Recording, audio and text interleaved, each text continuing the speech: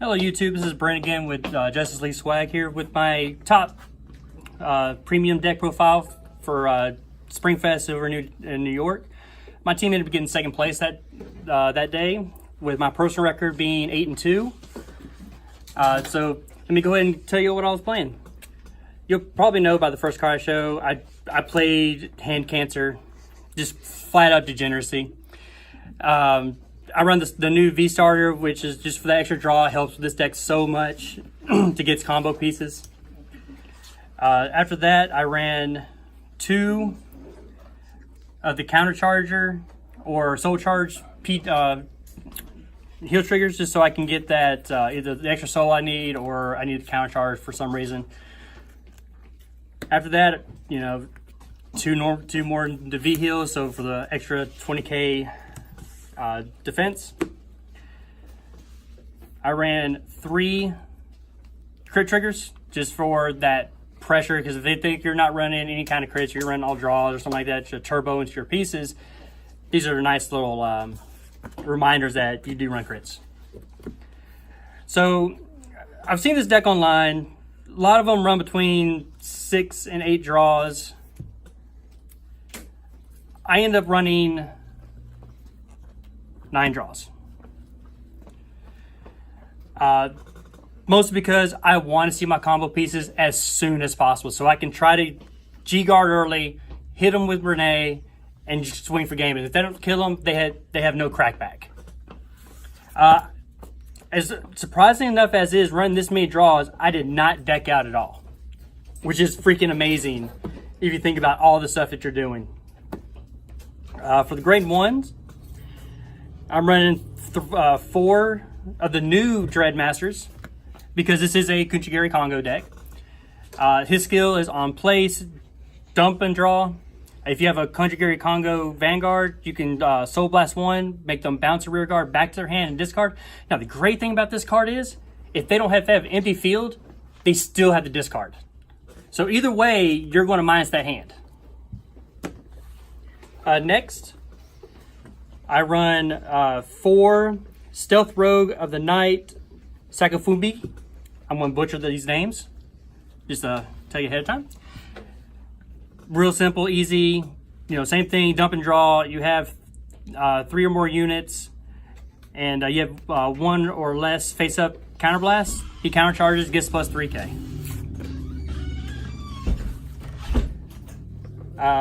Next, I run 2 Stride Fodders. I mean, this is a Stride deck, self-explanatory. Now, one of my MVPs for my grade 1 lineup, other than my counter charger, is my Misty Frog. I run a 3.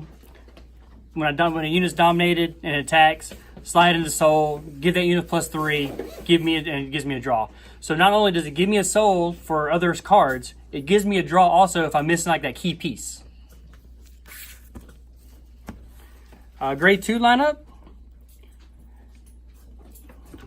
I run 4 of probably one of the best cards for Nubatama that came out in the V series.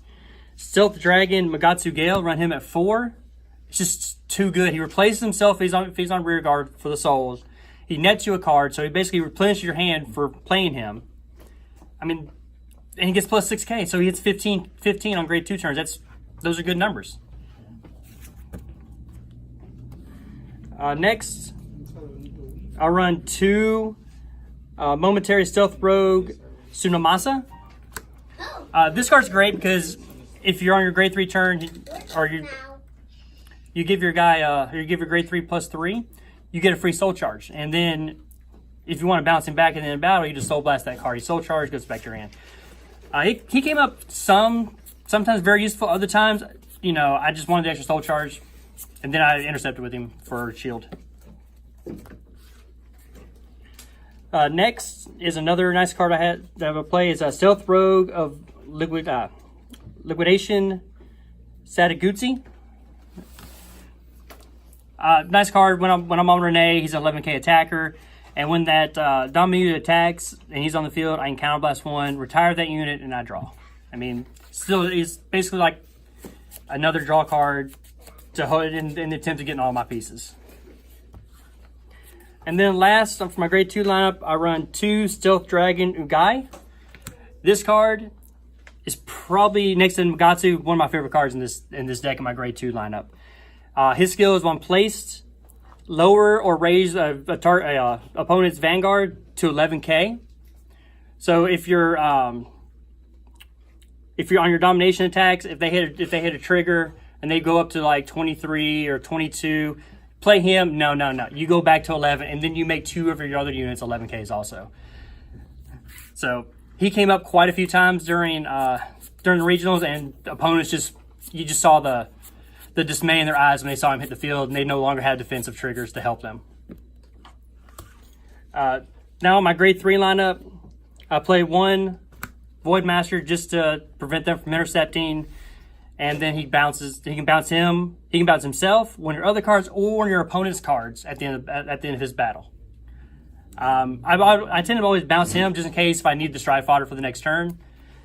So he got multiple uses. Next is the boss monster for the grade 3 lineup, which is Kunjigiri Kongo. Really great. If you go first and they stride first, it's not really that bad because you're going to minus their hand. If they have 4 more cards in their hand, you get a card. His other skill is whenever a rear guard is bounced to your opponent's hand, they cannot call cards with the same grade as that unit until end of turn. So, if they have grade 1s on the field, you bounce grade 1, they can't guard grade 1s. They have a grade 0 on the field, which God help them if they do, they can't guard grade 0 for that turn. And then the beast of the deck. Stealth Beast, Kochigawa Gutsu. Bird Demon, basically. He's the ultimate hand ripper. If they have 1 or 2 rear guards on board, they're bouncing that field, they're discarding 5, and they're crying. Because I'm going to rip 2 more from Renee. So I'm going to rip at least 7 cards that turn from them. At a minimum, just from my skills. Okay, now we're going to go to the best part, the G-Zone. I'll go ahead and start with my G-Guards. I'm running 1 Rendo Stealth Dragon Gadrukan. He came in clutch because sometimes people already had a good hand, and he would net me another 15k, so it was a 30k shield. Next is Air Elemental Raccoon, just so I can dump and draw when I G-Guard. Just fishing, basically, is what it helps me do. Next, I run 1 of the Rendo Stealth Dragon Gihukan, which this card was actually fun because in my Messiah matchups, they'd have their Sacrifice Messiahs on there. They'd try to hit me with a attack that's not going to hit so they can get some skills off. I would G-Guard the attack that didn't hit, take their Sacrifice Messiah, so they pretty much don't have any counterblast for the turn, or they can't, they just can't do anything without that sacrifice. Because a lot of their stuff also requires them to unlock 3 cards. They only have 2 cards locked. So basically, I just end their stride phase. Next, I run 2 of the Super G Guard, Jinx Stealth Fiend Shashikime, which is basically, I G-Guard. I get plus 20k shield, unless you discard a card. And if they don't have cards in their hand, guess what? That's 35k shield. Next, this is my unflip fodder for pretty much anything that needed it. Emma Stealth Dragon Kingo Timbu. Basically, it's free, and he just got used for unflipping. That's all he was there for. Next, I run 2 Magen Timbus. Awesome card, great first stride. You just counterblast 1, dominate 1 of their units, attack the Vanguard, and he gets plus 3 for every card in the G zone, which he flips himself, so it's automatically plus 3 to that card. Next, I run 1 Drachma. It's Drachma. Xerath Dragon. Never came up through the whole tournament, but I was like, I've never played it. I want to play it one time just to see if I can ever use it. And just no circumstances came up. Next, I run 1 Rico Stealth Dragon Tsuki Harakan. Basically, if they have a big hand, I can't get through it all. I'm going to make them go down to 4 cards, and then I'll bird them, and then they'll have no cards in hand. So, and then hopefully that's my push turn to hopefully kill them. Because after that, then I'm screwed. Next, I run 1 of the GB8. Just great card. I mean, they're at 5 damage, and you're at 8, and you have 8 flipped up, which happens pretty quick in this deck. You can have Counterblast, Soul Blast. They have to drop cards to guard it, in addition to what they're guarding with. So, you know, just ultimate insult to injury. Another one, if I can't bounce their field for some reason, or I don't have my bird set up and they have a full field, they're going to probably knock me out the next time. I play Evil Eyes, Hades Emperor, Shiranui Mukuro. Basically, dominate Vanguard, wipe their field. That's it. And for the MVP boss monster of the deck, Evil Eye, Vide Emperor, Shiranui Rene. One of the broken cards in Premium. Axe skill, Counterblast 1, unflip a copy of him. Opponent rips 2 cards from their hand, calls him rearguard circle. If I'm at GB3, that card gets plus 15k and a crit. It's just crit pressure, you know. I took a guy from 0 to 6 in 1 turn because of this card. I ripped all his cards from his hand. Those 2 attacked. He took it, no defensive triggers, and then I proceeded with my turn and ended it. So this is my deck profile for our Premium Team League. My